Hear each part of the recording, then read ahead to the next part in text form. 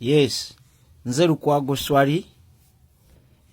Omanyi nabaleetera bukulitiko analysis ku Congo, Museveni engeri jabbayo golodi kati lino gulire lya mu Kenya.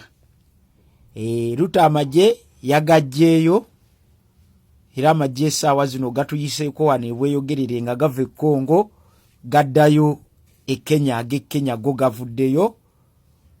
America ne Bungereza zaleese ba white mercenary. Then ne Sadaka ne South Africa zonna zigenda kuleeta amagye e Congo. Bagenda kuba mainly Museveni na Kagame. Era essaawa yonna emundu zitandika otokota e Congo. Ba mercenaries bazze bebumuzi be yali agamba. Ag'e Kenya go gagambye tetugenda fiira mbino bya gold. Era ripoti egamba nti ebyenfuna bya Museveni bimuleetedde okubeera nga atwala amagye mu Ituri ne mu North Kivu okulaba nga afuna ebirombe ebyokujjamu gold. Okay? N'okubeera nga bino byabagamba nti tugende Congo tuzimbe enguudo ng'akozesa ssente za mwezi w'omusolo nga kampuni eya Dot Services yefunamu mu state coffers talina kyaleeta.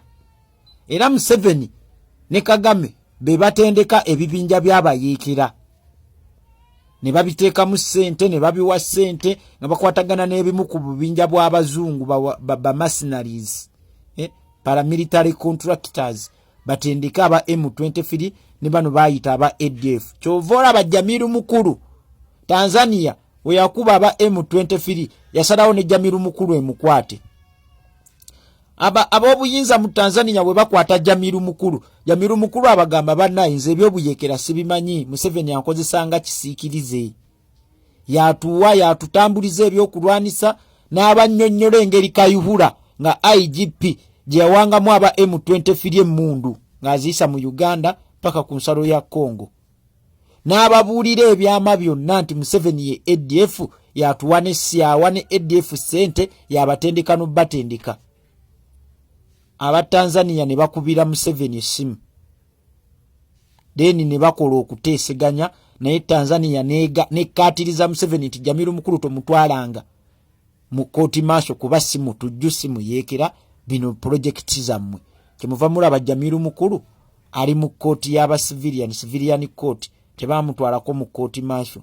Waliwo endagaano ezaakolebwa wakati wa Uganda ne Tanzania.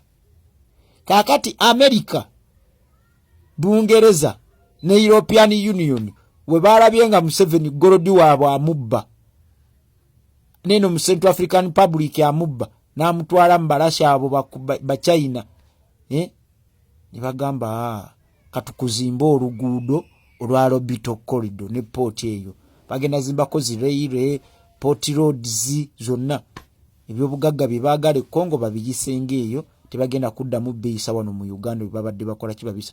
Kyovoola babali kumukuba kati olaba Kenya nga yeesibye mu kintu bali mukuba Museveni. Era akalulu ka 2026 egenda kuba protestive vote kana akabinja ka Kiseka tekaddamu babuzaabuza nti kitegeeza londa his excellence Kyagulanyi yekka ababaka tolonda no. Protestive vote kiteke kalulu akokwemulugunya eri enfuga embi eri abakulembeze ababi ng'olonda abo bokkiririzamu nti be balungi ng'osuula abo ababi. A vote of no confidence mu bakulembeze ababaddewo ng'oteekayo abo b'omanyi nti bajja kutuukiriza ebiruubirirwa abo gwe Munnayuganda bakayita akalulu ak'okwemulugunya. So nga tufunye kino ekya Museveni okumugoba e Congo kuba Bufalansa yebadde emusibayo nga n'abazungu ababadde bamusiba e Congo bamuvuddemu. Omukisa gw'amaanyi nnyo nti international community egenda kubeera wamu naffe omulimu gwaffe Abannayuganda kumulabisa exposing.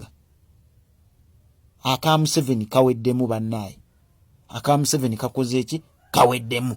Twetaaga abakulembeze abangi nga His Excellency Kyagulanyi we yabagambye nti mulonde abakulembeze be musobola okuteeka ku nninga nti lwaki tokoze bino kye muba mukola mugende mulonde be MP mulonde okuva ku LC wanu paka ku president nga mulonda ba NUP boka NRM DP byonna mubagobe twagala NUP eberenga yeina abakulembeze abangi kiba kya muwendo nnyo era kiba kya nkizo nnyo kuba decision making NUP yebegenda okola ki okuzikola so akalulu kaffe tukazimbire ku nsonga ze Congo the East African yine tuyambye nejaye ekintu. A new report says Uganda army in DRC gold rush. A new report says its economic interests have kept its military engaged in Uturi and North Kivu to secure mining sites and trade routes inside the vast country. This enables minerals to flow to Kampala, boosting its export earnings. Kyovoraba gold yatuuka ekiseera n'asinga okutunda gold wabweru kwasinga okutunda emmwanyi nenga gold oyo bamubba Congo Karamoja nono we Venezuela nga bagamba gold is the major export earning of Uganda nedda tebiri reflected even in the states in state coffers bano ba Alien Gotezi ba Paulo Kagame Rwanda tesobola beerawo nga tayimiridde ku bya bugagga bya mutaka ebya Congo. Museveni n'obubinja bwonna bw'abadde awagira obwabayekera nga ssente ziva Congo eyo nga babba ebintu nga n'amajenga kye kigatwala si kulwanisa ADF ka project ka Museveni ne Kagame M23 be batta ambassador wa Italy ng'era bayambibwako Bufaransa olw'entalo Bufaransa ez'okulwanira minerals okuva eri Libya e Niger yonna ze baalimu. So Museveni awo abadde atuuse Abannayuganda ffe emmotoka tuzirabyeko nga ziva Congo eza Kenya ziddayo gundi ba white mercenaries bazze Sadaka eri ku standby kirasi 1 saawa yonna zitandika ovuga wetunatekwera mu January Museveni mugenda muwulira nga agakaaba nva mulaba omwana we abeera awo nga buli kasiira awoloma buwolome abazungu muve abazungu abeero tugenda bawamba n'abo bennyini bagambye bye yawamba bamutandise mu mugambo basesema